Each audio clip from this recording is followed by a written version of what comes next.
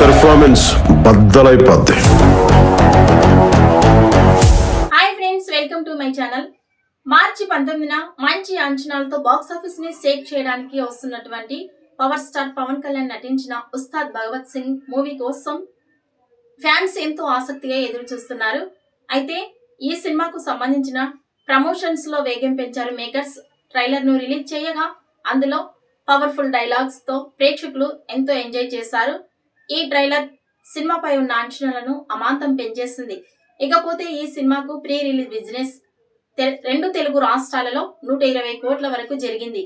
అయితే ఈ సినిమాకు సంబంధించి వరల్డ్ వైడ్ గా 200 కోట్ల వరకు ప్రీ రిలీజ్ బిజినెస్ జరిగినట్లుగా తెలుస్తోంది.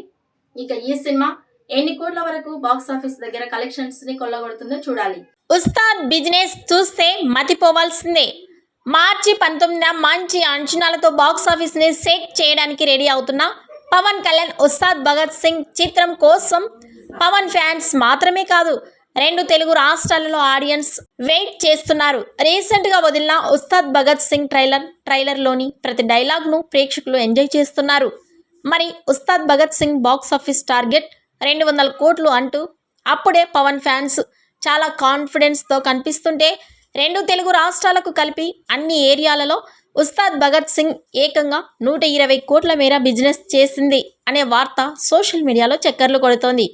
హరీష్ శంకర్ పవన్ని చూపించిన తీరు, ఆయన పవర్ఫుల్ డైలాగ్స్ అన్ని హైలైట్ సినిమాలో అవ్వబోతున్నాయి.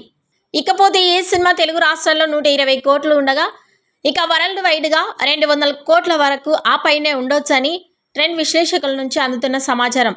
ఇక ఈ సినిమా టార్గెట్పై మీ అభిప్రాయాన్ని కామెంట్స్ రూపంలో తెలియజేయండి.